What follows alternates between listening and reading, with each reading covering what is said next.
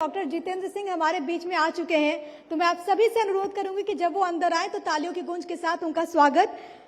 Minister of state PMO doctor Jitendra Singh हमारे बीच बस कुछ ही सेकंड्स में। ये देखिए तस्वीरें भी, क्योंकि आप पीछे की तरफ देख सकते हैं कि वहां पर मंत्री जी पहुंच चुके हैं और उनका स्वागत इस वक्त हो रहा है। और बस कुछ देर के बाद वो यहाँ पर अंदर की तरफ भी आएंगे, लेकिन बस कुछ देर का इंतजार और उसके बाद हमारे बीच होंगे भारत सरकार में विज्ञान एवं प्रौद्योगिकी मंत्री डॉक्टर जितेंद्र सिंह, और उनसे तमाम सवाल आज ये मंच पूछेगा। किस तरीके से भावी योजनाएं हैं वो हम जानने की कोशिश करेंगे। बस कुछ देर का इंतजार और उसके बाद हमारे साथ केंद्र सरकार में मंत्री डॉक्टर जितेंद्र सिंह यहां पर मौजूद रहेंगे। मैं आप सभी से अनुरोध करूंगी तालियों की गूंज के साथ आप स्वागत कीजिए मंत्री महोदय का। डॉक्टर जितेंद्र सिंह बस कुछ सेकेंड्स में हमारे बीच पहुंच चुके हैं। Doctor Jitendra Singh, minister of state PMO, केंद्रीय विज्ञान एवं प्रौद्योगिकी मंत्री।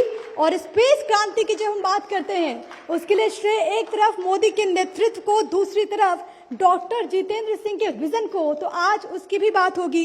जोरदार तालियां मंत्री महोदय के लिए। सर, मैं आपको स्टेज पर इनवाइट करना चाहूंगी।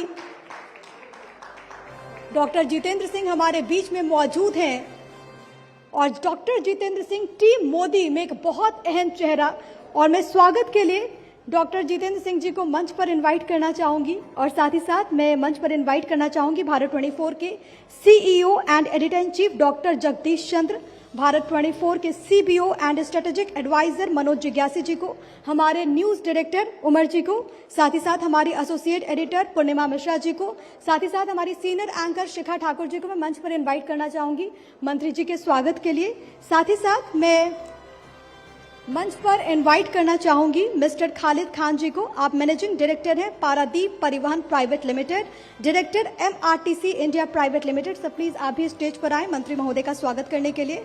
इसके अलावा मैं इनवाइट करना चाहूंगी मिस्टर एहसानौर मोहम्मद रहमान। आप मैनेजिंग डायरेक्टर हैं कार्टसेल इंडिया प्राइवेट लिमिटेड। सब प्लीज आप भी मंच पर आए।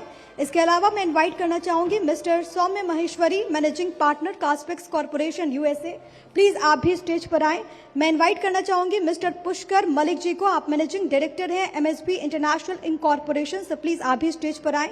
साथ ही मैं आवाज देना चाहूंगी मिस्टर मुकेश सिंह, आप डायरेक्टर हैं, चेयरमैन हैं ऑफ यूपी कमेटी। और मैं इनवाइट करना चाहूंगी मिस्टर देवेंद्र रावत, आप डायरेक्टर हैं sunrise advertising private limited. So please आप भी स्टेज पर आएं और मंत्री जी का स्वागत कीजिए। तो डॉक्टर जितेंद्र सिंह हमारे बीच में इस वक्त मौजूद हैं। स्पेस क्रांति और उसमें एक बड़ी भूमिका डॉक्टर जितेंद्र सिंह की भी विज्ञान एवं प्रौद्योगिकी मंत्री के तौर पर, क्योंकि ये हमारे वैज्ञानिकों का अथक प्रयास तो है, लेकिन साथ ही साथ एक भरोसा जो कि प्रधानमंत्री नरेंद्र मोदी ने जाहिर किया, और उसके साथ उस भरोसे के साथ आगे बढ़ते हुए डॉक्टर जितेंद्र सिंह जी जो कि इस वक्त हमारे साथ मौजूद हैं, टीम मोदी का एक बेहद अहम चेहरा। और आज इस स्टेज से उनसे उन तमाम सवालों के जवाब लिए जाएंगे मंत्री जी से, किस तरीके से उनका कार्य रहा और आगे के लिए क्या योजना। बहुत बहुत धन्यवाद सर आप सभी का, बहुत बहुत शुक्रिया सर। और अब क्योंकि हाल ही में जिस तरीके से चुनाव के नतीजे आए हैं उसको लेकर के भारत 24 के CEO and editor in chief doctor Jagdish Chandra ji ने कुछ वक्त पहले, चुनाव से पहले रायपुर में क्या कहा था, वो आपको एक बार ऑडियो विजुअल क्लिप्स के जरिए दिखा देते हैं।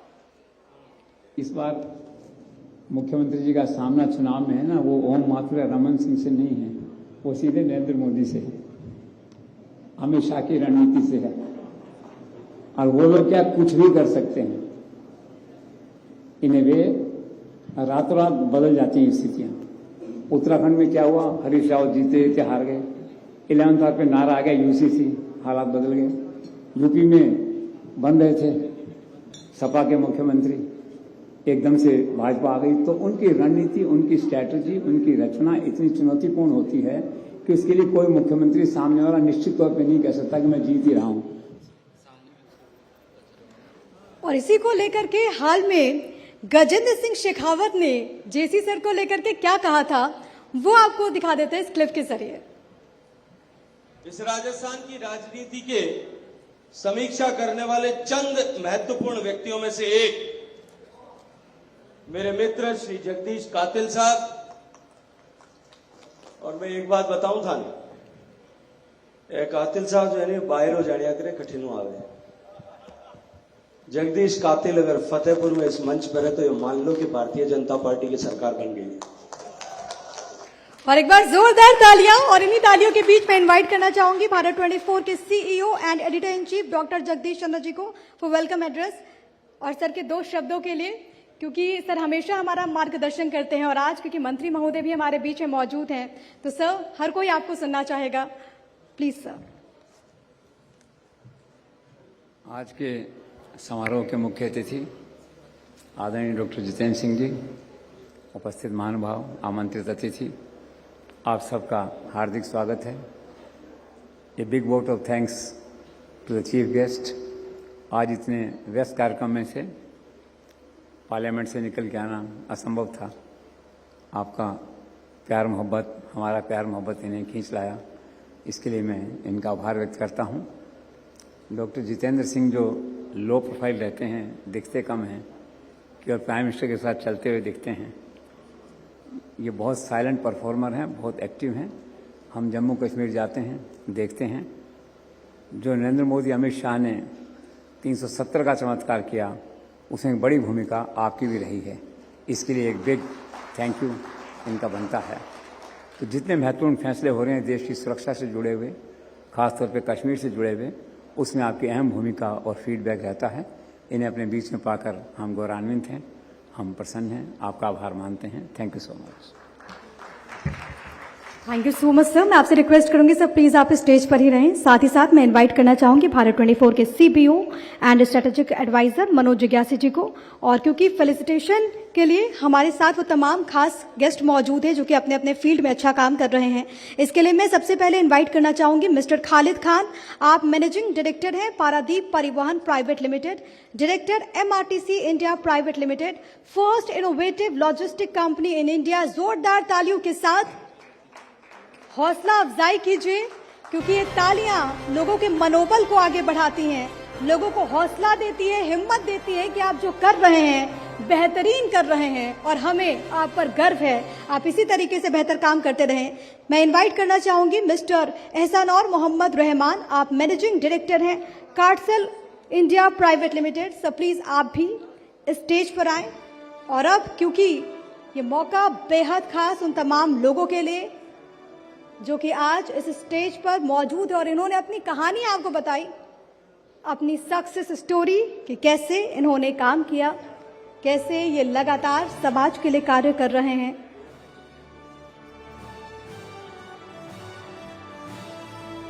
Thank you so much. मैं अब इनवाइट करना चाहूंगी मिस्टर सौम्य महेश्वरी।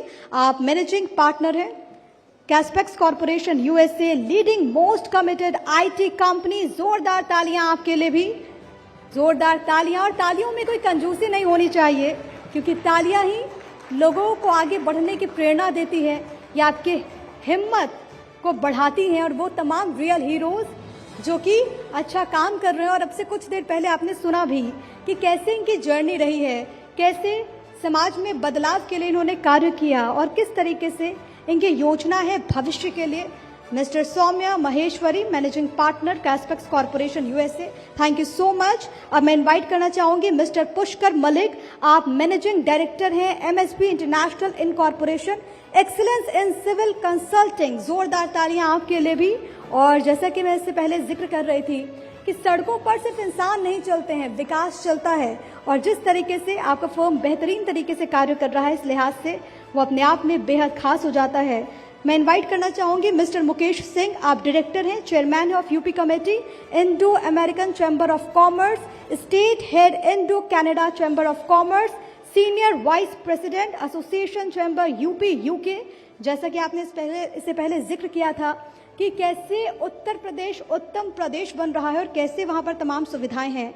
आगे बढ़ते हैं, डॉक्टर सचिन गुप्ता को मैं इनवाइट करना चाहूंगी। आप चांसलर हैं संस्कृति university, excellence in the field of education. कैसे आपने एक सपना देखा कि ग्रामीण भारत को शिक्षित किया जाए और इस दिशा में आप आगे बढ़ें। आपने एक यूनिवर्सिटी की स्थापना की, वो अपने आप में तारीफ के काबिल है। जोरदार तालियां जरूर होनी चाहिए, क्योंकि ये वो लोग हैं। और आयुर्वेदा को आगे बढ़ाने के लिए जिस तरीके से आपने वेलनेस सेंटर का निर्माण किया, जिस तरीके से आपने उसकी स्थापना की, वो भी अपने आप में अभूतपूर्व है, क्योंकि आयुर्वेदा के जरिए आप लगातार लोगों तक सुविधाएं पहुंचा रहे हैं। आपको कई सम्मानों से इससे पहले भी नवाजा गया है। और डॉक्टर सचिन गुप्ता, संस्कृति university chancellor, thank you so much sir.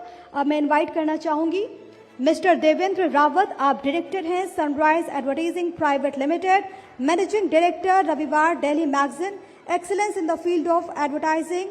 मैं आपको भी मंच पर इनवाइट करना चाहूंगी। ये सम्मान, ये स्मृति चिन्ह, ये बहुत जरूरी है किसी भी व्यक्ति के लिए। अगर पुरस्कार मिलता है तो आपको लगता है कि आप सही डायरेक्शन में काम कर रहे हैं। मैं इनवाइट करना चाहूंगी मिस्टर हेमंत जैन, आप ज्वाइंट मैनेजिंग डायरेक्टर केवल किरण क्लोथिंग लिमिटेड है। साथ ही साथ मैं इनवाइट करना चाहूंगी मिस्टर तपन शर्मा, प्लीज आप स्टेज पर आए। मिस्टर तपन शर्मा मिस्टर हेमंत जैन के बिहाफ में ये सम्मान प्राप्त करेंगे। मिस्टर तपन शर्मा, जोरदार तालियां। किसी कारणवश हेमंत जैन हमारे बीच में नहीं पहुंच पाए, लेकिन उनके बिहाफ में मिस्टर तपन शर्मा आज हमारे साथ मौजूद हैं। साथ ही साथ मैं जो हमारे दूसरे मेहमान हैं, रियल हीरो हैं, मिस्टर राजेश रंजन, आप फाउंडर हैं कृषिफाई के, मैं आपको भी स्टेज पर इनवाइट करना चाहूंगी। जैसे कि आपने अपनी जर्नी के बारे में बताया कि आप एक गांव से बिहार से ताल्लुक रखते हैं और कैसे आपने इस दिशा में काम किया है, कृषिफाई का क्या विजन रहा, कैसे आप आगे बढ़े, कैसे आपका सफर रहा, वो आपने बताया। इसके अलावा मैं बुलाना चाहूंगी मिस्टर सनत खुल्लर, आप डायरेक्टर हैं Vishesh promoters private limited. As young art collector and entrepreneur, मैं आपसे भी अनुरोध करूंगी कि प्लीज आप स्टेज पर आएं और ये सम्मान हासिल करें। Thank you so much mister Sanat Khullar. और अब मैं फिर से एक बार मिस्टर सौम्य महेश्वरी को इनवाइट करना चाहूंगी, managing partner Caspex corporation USA, leading most committed IT company. Please आप स्टेज पर आएं और अपना ये सम्मान हासिल करें। और क्योंकि माता पिता का जिंदगी में योगदान बहुत अहम होता है, जोरदार तालियां हो जाए, क्योंकि माता पिता ने आगे बढ़ाया और उन्होंने भरोसा किया, तभी कोई जीवन में कुछ कर पाता है। और ये वो तमाम रियल हीरोज हैं। Thank you so much sir. और अब हम इस पैनल की शुरुआत करते हैं और अब मैं इनवाइट करना चाहूंगी मेरी सहयोगी पूर्णिमा मिश्रा को, जो कि इस सेशन को आगे बढ़ाएंगे। Thank you so much Manoj sir, thank you so much Jagdish sir. तो आज इस स्टेज से मंत्री जी से तमाम सवाल पूछे जाएंगे और अब ये मंच संभालेंगी मेरी सहयोगी पूर्णिमा मिश्रा। बहुत बहुत शुक्रिया प्रिया आपका। डॉक्टर जितेंद्र सिंह का एक बार फिर से स्वागत करते हैं जोरदार तालियों के साथ, क्योंकि सम्मान समारोह हो चुका है और बीजेपी अलग चुनावी मोड में चल रही है। आने वाले वक्त में एक लंबे समय तक चुनावी मोड में भी रहने वाली है, इसीलिए चुनाव से जुड़े सवाल, राजनीति से जुड़े सवाल काफी रहेंगे सर। और स्पेस क्रांति कैसे भारत कर रहा है उसका भी मैं जिक्र करूंगी। लेकिन पहला सवाल मेरा आपसे यही है कि एक तरफ जहां पर भारत स्पेस क्रांति कर रहा है, तो चुनावों में बीजेपी जबरदस्त क्रांति कर रही है। तीनों राज्यों में बीजेपी को मिली प्रचंड जीत के लिए बहुत बहुत बधाई पहले तो आपको। लेकिन इंतजार है, क्योंकि रविवार को नतीजे आए और उसके बाद आज हम शुक्रवार पर खड़े हैं। हर कोई ये जानना चाहता है कि तीनों राज्यों में मुख्यमंत्री का चेहरा कौन होगा। धन्यवाद। सबसे पहले तो आपकी जो आरंभिक वाक्य है उसी से मैं आगे बात बढ़ाता हूं। आपने कहा कि जिस तरह से स्पेस में क्रांति हो रही है, उसी प्रकार राजनीतिक क्रांति भी, भारतीय जनता पार्टी उसी प्रकार से प्रगति कर रही है। मैं समझता हूं कि देखा जाए तो दोनों में आपस में संबंध भी है, क्योंकि मोदी जी के नेतृत्व में भारतीय जनता पार्टी ने जितने भी चुनाव लड़े हैं हाल ही में, उनमें मुख्य मूलतः मुद्दा रहा विकास का, डेवलपमेंट का, प्रगति का, देश का आत्मसम्मान और देश विदेश में जिस प्रकार से उसका रुतबा बढ़ा है उसको लेकर के, जात पात धर्म मजहब से ऊपर उठ करके, जैसे मोदी जी ने स्वयं कहा कि मैं केवल 4 जातियों में विश्वास करता हूं, मेरी 4 ही जातियां हैं, गरीब, किसान, महिला और युवा जी। तो यानी जो पारंपरिक विभाजित करने वाले जात पात की जो कल्पना रहती है, कॉन्सेप्ट, उससे उठ करके केवल और केवल विकास पर, रोजगार पर, युवाओं पर, महिलाओं को जिस प्रकार की जनहित की, लोकहित की अनेकों योजनाएं, कभी किसी ने कल्पना नहीं की थी कि स्वच्छता की घोषणा प्रधानमंत्री लाल किले से करेंगे और कुछ लोगों ने व्यंग भी किया होगा कि साहब लाल किले से प्रधानमंत्री कह रहे हैं कि शौचालय बनाइए महिलाओं के लिए, लेकिन देखते ही देखते वो जन आंदोलन में तब्दील हो गया। एक ही बरस के अंदर 4 लाख फीमेल टॉयलेट बन गए। उसके बाद उज्ज्वला, मैं तो कहूंगा कि उज्ज्वला के माध्यम से महिलाओं को स्वास्थ्य भी मिला, सुविधा भी मिली, सुरक्षा भी मिली, सम्मान भी मिला, नहीं तो चूल्हे में ही उनको सारा जीवन गुजर जाता था।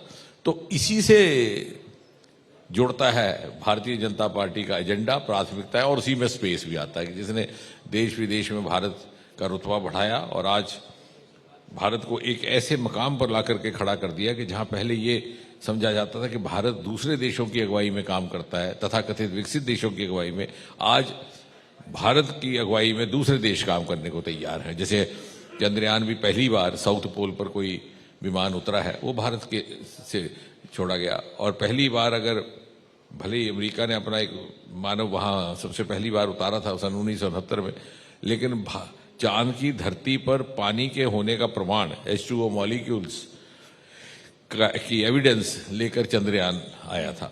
तो कहने का तात्पर्य ये कि आज जो देश भारत को बहुत ज्यादा संजीदगी से नहीं देखते थे, आज वो भारत की तरफ नजर उठा करके देखते हैं। तो इसी से हमारा चुनाव भी जुड़ता है, इसी से यही मुद्दा लेकर के लोगों के बीच में गए हैं, कहीं भेदभाव नहीं किया।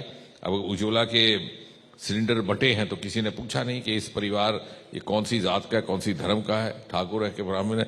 जो सूचियां बनाई गई जहां आवश्यकता थी बनी। 4 करोड़ मकान पक्के बनाए गए हैं अभी तक, और वो चल रहा है सिलसिला प्रधानमंत्री आवास योजना। जहां जिसको नहीं है उसको बनाया गया। ये नहीं पूछा गया कि तुम, ये भी नहीं पूछा गया कि तुमने किसको वोट देते हो। तो एक नई तरह की राजनीतिक संस्कृति मोदी जी ने लाई है, और उसकी मान्यता है ये चुनावों में जो हमें इस प्रकार का समर्थन मिल रहा है। मुझे लगता है कि आम मानस ने इस बदलते हुए वर्क कल्चर को स्वीकार किया है। जी, अब मैं अपने मूल सवाल पर वापस आती हूं सर, क्योंकि तीनों राज्यों में मुख्यमंत्री का चेहरा कौन होगा इसका इंतजार हर किसी को है। आप कहेंगे कि ये विधायक दल तय करेगा, लेकिन क्या इस बार संभावित किसी युवा चेहरे को मौका देने की प्लानिंग में बीजेपी है? क्या कोई सरप्राइज एलिमेंट मोदी और अमित शाह की जोड़ी रखेगी? नहीं, ऐसा है कि इस प्रश्न का उत्तर देने की स्थिति में मैं हूं नहीं, और मुझे देना भी नहीं चाहिए जी। और जब ये प्रश्न पूछा जाता है तो इसलिए कि 50-60 साल इस देश में कांग्रेस ने राज किया, तो हमारी मानसिकता में वो कंडीशनिंग हो गई है कि या बाप की चॉइस का होगा, या बेटे की चॉइस का होगा, या माँ की चॉइस का होगा, बेटी की चॉइस। यहाँ ऐसा नहीं है। ये तो बड़ी अनुशासनबद्ध पार्टी, इसकी अपनी एक कार्य प्रणाली है, पार्लियामेंट्री बोर्ड है, ऑब्जर्वर्स नियुक्त किए जाते हैं, फिर वहां से भी एक सबकी राय ली जाती है, सामूहिक ली जाती है, फिर अलग अलग से ली जाती है, और फिर जो भी जिसका भी घोषणा होती है उसको सब स्वीकार करते हैं। तो एक जिस प्रकार से ये भारतीय जनता पार्टी बाहर लोकतांत्रिक मूल्यों का पालन कर रही है, उसी प्रकार भीतर भी। तो ये प्रणाली बहुत भिन्न है, किसी के लिए कहना संभव नहीं, और आउट ऑफ टर्न कहने का भी यहाँ पर रिवाज नहीं है। बिल्कुल सर, लेकिन दिल्ली की दौड़ लगातार जारी है। कल भी हमने देखा कि राजस्थान से दिल्ली तक दौड़ होती गई, लेकिन जिस तरीके के स्पेक्यूलेशंस हैं, अभी तो सब संभावनाओं पे ही बात हो रही है, और विधायक दल जो है चयन करने वाला है। लेकिन क्या ये तय माना जाए कि मध्य प्रदेश में शिवराज सिंह चौहान, राजस्थान में वसुंधरा राजे और छत्तीसगढ़ में रमन सिंह रिटेन आप लोग नहीं कर रहे हैं, और आप चाहते हैं एक ट्रांजिशन फेज में 2024 की तैयारी के साथ बीजेपी आगे बढ़े? मैं इसमें कुछ नहीं कह सकता, ना मुझे इसकी जानकारी है, ना मुझे अधिकृत हूं इस बात का उत्तर देने के लिए। जैसे मैंने कहा कि हमारे यहाँ एक व्यवस्था है, उसी के तहत बात की जाती है। जी, आई बाय योर पॉइंट सर। मैं आती हूँ क्रिकेट वर्ल्ड कप को लेकर। हम सब ने देखा कि किस तरीके का क्रेज था, प्रधानमंत्री मोदी वहां पर पहुंचे, और उसको लेकर कई तरीके की बातें कही गई। अब शब्दों का इस्तेमाल प्रधानमंत्री मोदी के लिए किया गया। जब भारत अंतरिक्ष में कोई क्रांति करता है तो विपक्ष ये कहता है कि इसका क्रेडिट तो नेहरू जी को जाता है, लेकिन क्रिकेट में अगर प्रधानमंत्री पहुंच जाते हैं, फाइनल्स में पहुंच जाते हैं, तो ये कहा जाता है कि इनके लिए तो ये फोटो अपॉर्चुनिटी है, और मोदी जी ऐसे मौकों पर अपनी उपस्थिति जरूर दर्ज करवा देते हैं। ऐसा क्यों? नहीं, मुझे लगता है कि वो तो इसलिए कि इतने ज्यादा वो ग्रस्त हैं परिवारवाद में, तो 2-3 सदस्यों से बाहर उनकी नजर जाती रही। और वैसे देखा जाए तो अगर मुझे लगता है अब ये विषय धीरे धीरे समाप्त हो गया, क्योंकि लोगों ने इस बात को अस्वीकार कर दिया, परिवारवाद को, वंशवाद को। मोदी जी के आने के बाद एक नई तरह की सोच भी जागी है आम मानस में। हुआ क्या है कि हमारे कुछ एक राजनीति से जुड़े हुए लोग, विशेषकर ये लोग जिस तरह से सोचते हैं, वो अभी भी आने वाले चुनाव में पिछले चुनाव की चतुराइयां इस्तेमाल करते हैं। But the voter has moved on. 70% से अधिक हमारी जनसंख्या 40 वर्ष से कम उम्र की है, उसकी सोच बहुत अलग है। और अगर आप वैसे देखा जाए, जब तुलना भी करो, तो मुझे लगता है कि कोई ऐसा शहर नहीं है हिंदुस्तान में, बड़ा या छोटा, जहां पर के इस परिवार के नाम पर या नेहरू जी के नाम पर कोई ना कोई संस्था, कोई ना कोई शिक्षा संस्थान, कोई ना कोई सरकारी अदारा ना हो। ऐसा मोदी जी के साथ तो नहीं है। तो बल्कि एक बहुत ज्यादा डेमोक्रेटाइजेशन हुई है मोदी जी के आने के बाद। और मुझे लगता है एक नए तरह का वास्तविक प्रजातंत्र क्या होता है, इसका एहसास भारतवासियों को अब होने लगा। क्योंकि पहले हमारी 2-3 पीढ़ियां एक हैंगओवर, फ्यूडल भी था, कॉलोनियल भी था, अंग्रेजों से हम बड़े कई वर्षों के बाद निकले थे, और एक वंशवाद जिस तरह से हम वहां सर झुकाते रहे, फिर आगे झुकाते रहे, अभी हमें एहसास ही नहीं हुआ कि हम, लेकिन वो कहते हैं ना, संस्कार बदलने में 3 पीढ़ियां लगती हैं, तो अब तीसरी पीढ़ी है, तो उसकी सोच बदली है। लेकिन जवाहरलाल नेहरू को क्रेडिट देने की कोशिश क्यों की जाती है? स्पेस क्रांति में आप भी इस बात का जिक्र कर चुके हैं कि प्रधानमंत्री मोदी की लीडरशिप और जो विजन स्पेस को लेकर रहा है, स्पेस क्रांति को लेकर बाकी देशों की टक्कर में हम जैसे हैं, आपका योगदान इसमें मोदी जी ने स्वयं भी कहा है कई बार कि वो स्वयं भी किसी पिछले प्रधानमंत्री को नकारते नहीं है, ना ही उन्होंने कहा कि उनका कोई योगदान नहीं है। उन्होंने हमेशा ये कहते हैं कि सबका था। लेकिन आज तर्क का युग है, तथ्य, तर्क और तुलना। यदि आप तर्क की बात करें तो ये जो क्वांटम जंप हुआ है स्पेस में पिछले कुछ एक वर्षों में, ये क्यों कर हुआ, ये एक शोध का विषय है, एक केस स्टडी है। वो इसलिए हुआ कि मोदी जी के अनुमति से हमने अंतरिक्ष को खोल दिया सभी स्टेक होल्डर्स के लिए। आज जब चंद्रयान की लॉन्चिंग हुई तो कम से कम 10,000 लोग उसको देख रहे थे प्रत्यक्ष रूप पर वहां पकड़े हुए। आदित्य की लॉन्चिंग हुई तो कम से कम 1,000 तो मीडिया कर्मी थे। और उस वक्त जो और पहले ये आलम बहुत था कि श्रीहरिकोटा के दरवाजे बंद थे, कोई अंदर झांक नहीं सकता था, वो जुर्म माना जाता था, और वही 10 लोगों की टीम बैठ करके अंदर सारा काम करती थी। अब जब चंद्रयान की लॉन्चिंग हुई तो वहां पर लगभग, जैसे मैंने कहा, 1,000 मीडिया कर्मी थे। तो एक ने मुझसे आकर कहा कि किसी आलोचक ने लिखा है कि इसमें नया क्या है, जैसे आप कह रही हैं ना कि कहते हैं। तो मैंने कहा, आप यहाँ पिछली बार कब आए थे? बोले, पहली बार आया हूं। मैंने कहा, यही नया है। यानी, और उसका नतीजा देखिए, 3-4 बरस के अंदर जहां स्पेस के नाम पर कोई प्राइवेट बिजनेस करे या इंडस्ट्री लगाए या कोई स्टार्टअप करे, इसकी कल्पना ही नहीं थी। तो समझते ये साहब, ये तो बड़ा गोपनीयता में कोई काम करती है सरकार, ना मालूम क्या करती है। आज 3-4 साल के भीतर लगभग 160 स्टार्टअप्स वहां से तैयार। और जो पहले वाले थे, जैसे स्काई रूट इत्यादि, जिन्होंने सबसे पहले वो तो अब एंटरप्रेन्योर बन गए। उनमें से एक ने 2 साल के अंदर ही हैदराबाद में प्राइवेट रॉकेट बनाने की फैक्ट्री खोल दी। और इससे ना केवल हमें फाइनेंशियल रिसोर्स हमारा बढ़ा, बल्कि नॉलेज रिसोर्स भी बढ़ा, क्योंकि सारे स्टेक होल्डर जुड़ गए। अब वहां पर इंडस्ट्री वाले भी आते हैं, एकेडमिया वाले भी आते हैं, युवा भी आते हैं, पोटेंशियल एंटरप्रेन्योर्स, स्टार्टअप्स भी आते हैं। तो एक माहौल खुल गया। और जब हम तुलना करते हैं कि साहब देखिए नासा ने इतनी तरक्की कर ली उनकी, तो हम ये भूल जाते हैं कि वहां पर 50% से अधिक तो सोर्स नॉन गवर्नमेंट सोर्सेज से होता है। तो यदि हमें विश्व के स्तर पर स्पर्धा करनी है और अग्रिम रोल निभाना है, तो हमें जो वैश्विक मापदंड है, ये world parameters, world benchmarks, universal, उस पर पूरा उतरना होगा। हमारी स्ट्रेटेजी भी यूनिवर्सल होगी, हमारे बेंचमार्क्स भी, और उसके लिए हमारी रणनीति भी उसी तरह से होनी चाहिए। तो पहली बार हमने उस तरह से अंतरिक्ष विज्ञान में एक कार्यशैली अपनाई है जो कि बाकी जो सफल देश हैं उन्होंने अपनाई थी और वहां तक पहुंचे। और दूसरा, अब जो भी ग्रोथ होगी वो ग्लोबल होगी। बिल्कुल, आइसोलेशन में, साइलोज में इसके आगे विकास नहीं हो सकता। उसके लिए राह खोलने का काम जब आप पूछेंगे तो किसका नाम लेंगे? मोदी जी का ही लेंगे, क्योंकि देखिए वैज्ञानिक वही है। हिंदुस्तान में प्रतिभा की कोई कमी नहीं थी, योग्यता की कमी ना थी, मेहनत करने का मादा भी था, आंखों में सपने भी थे। आप देखिए सारा भाई के वो तस्वीरें हैं आर्काइव्स में कि जहां वो साइकिल के कैरेज पर ले जा रहे हैं सामान, यानी इतना अभाव था। जी। रिसोर्सेज का अभाव हमने स्वयं पैदा करके रखा था, और वो जब खुला तो देखिए क्वांटम जंप हुआ। अब ये अभाव जो था उसकी पूर्ति हुई, ये तो नीति निर्धारकों का काम है। तो इसका अर्थ हुआ कि जो पॉलिटिकल लीडरशिप थी, जो पॉलिसी मेकर्स थे, उन्होंने हमें एक एनेबलिंग वातावरण दिया। अब उसके लिए तो निश्चय ही जब भी कोई टिप्पणीकार होगा, इतिहासकार होगा, मोदी जी का ही नाम लिखेगा। जी, तो ये तर्क की बात है, तर्क की बात है। और क्योंकि आपने तर्क की बात की, वही एक तर्क पर मैं आना चाहूंगी, और उससे पहले माहौल का क्योंकि आपने जिक्र किया, तो जब चंद्रयान 3 की लैंडिंग हो रही थी तो उस वक्त मैं वहीं पर मौजूद थी, और वहां ऐसे बहुत सारे लोग थे जो आपकी प्रेस कॉन्फ्रेंस का बेसब्री से वेट कर रहे थे, जिसमें मैं भी एक थी, और बहुत सारे ऐसे लोग थे जिनकी आंखों में आंसू थे, और वो देशभक्ति का भाव था। इसलिए huge round of applause to that moment जब हम सब लोग वहां पर मौजूद थे और पूरे देश की नजरें चंद्रयान 3 की लैंडिंग पर थी। सर, ये जो आप बात कह रही हैं, इससे बात से यही प्रमाणित होता है कि देश इन्वॉल्व इसलिए हुआ कि उसको इन्वॉल्व करने का मौका दिया गया। जी।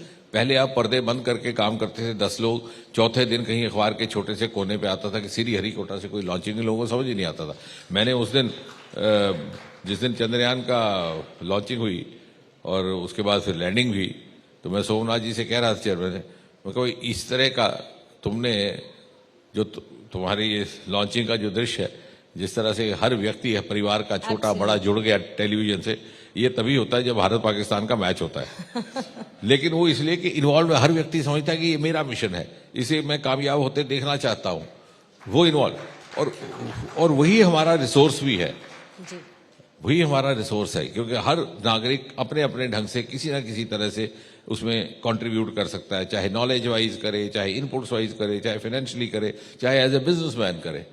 Absolutely sir. और क्योंकि आपने तर्क की बात की, आप कश्मीर से आते हैं तो ऐसा हो नहीं सकता कि मैं आपसे सवाल ना करूं, क्योंकि इस वक्त एक बड़ी बहस छिड़ी हुई है। वो बहस छिड़ी गृहमंत्री अमित शाह के बयान के साथ, और उन्होंने कश्मीर समस्या के लिए ये कहा कि 2 ब्लंडर्स नेहरू जी ने किए।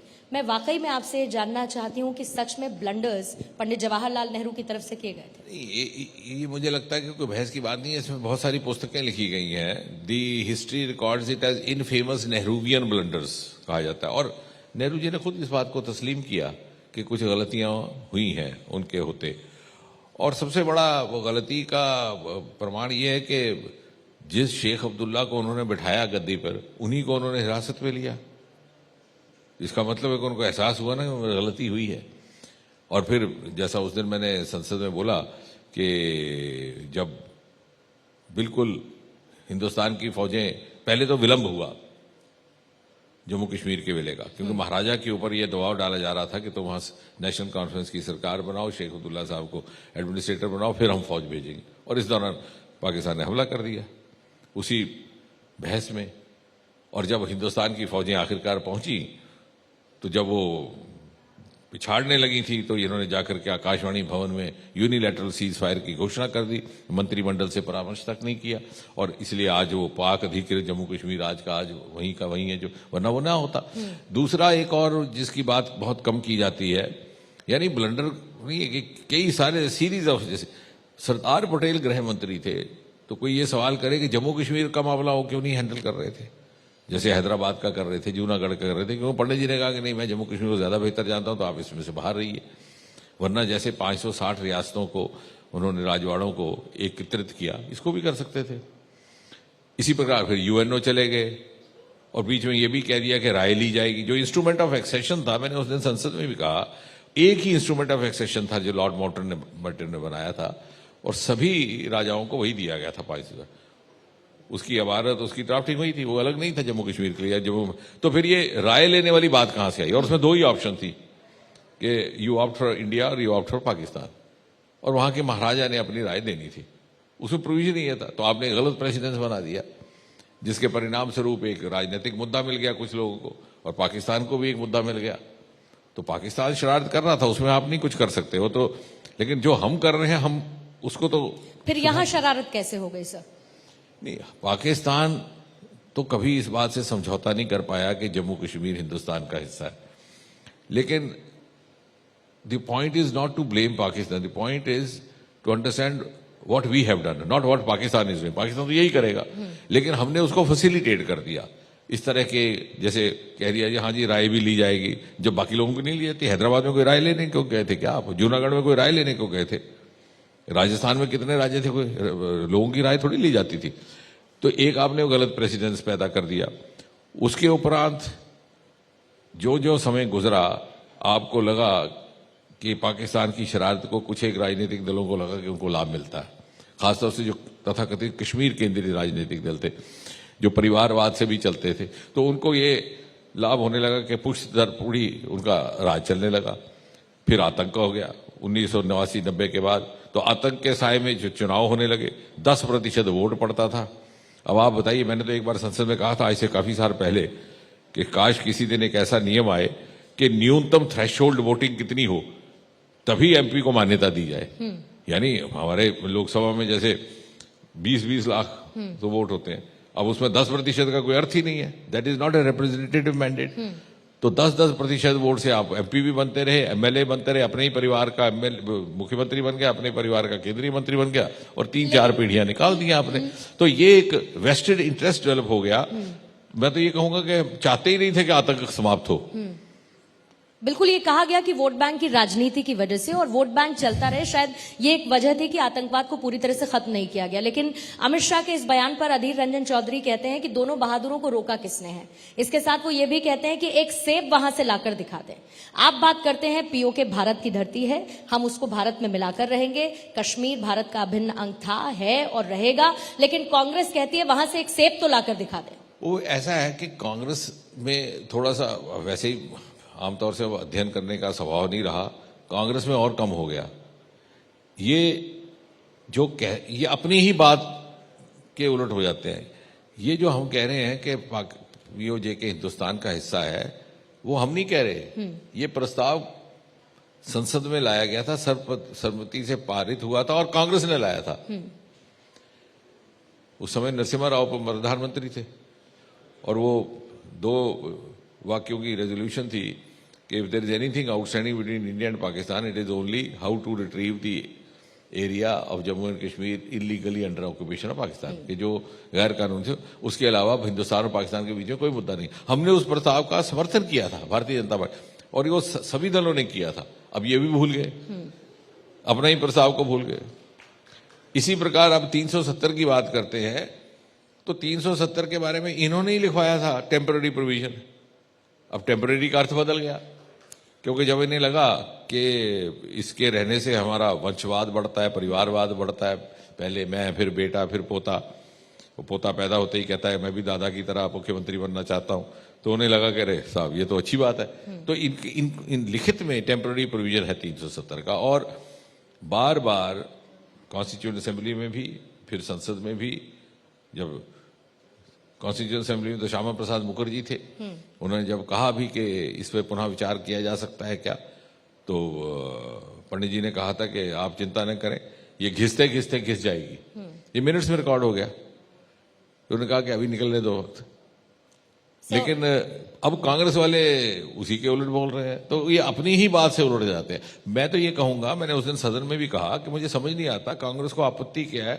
मैंने उस दिन भी कहा था जिस दिन 5 अगस्त को आया था प्रस्ताव 5-6, और मैंने अभी पिछली बहस में भी कहा कि कांग्रेस को आपत्ति क्या है, इन्हें तो धन्यवाद करना चाहिए मोदी जी से, जो पंडित जी नहीं घिसा सके, जिस टेम्पररी को टेम्पररी नहीं साबित कर सके, वो काम मोदी जी ने करके दिखाया। लेकिन इस फैसले को लेकर सर कांग्रेस आपको घेरती है, और मैं जानती हूं कि आपके पास समय की कमी है, इसलिए 2 बहुत महत्वपूर्ण सवाल मैं आपसे जरूर पूछना चाहूंगी। 11 तारीख को आर्टिकल 370 को लेकर सुप्रीम कोर्ट का फैसला आना है।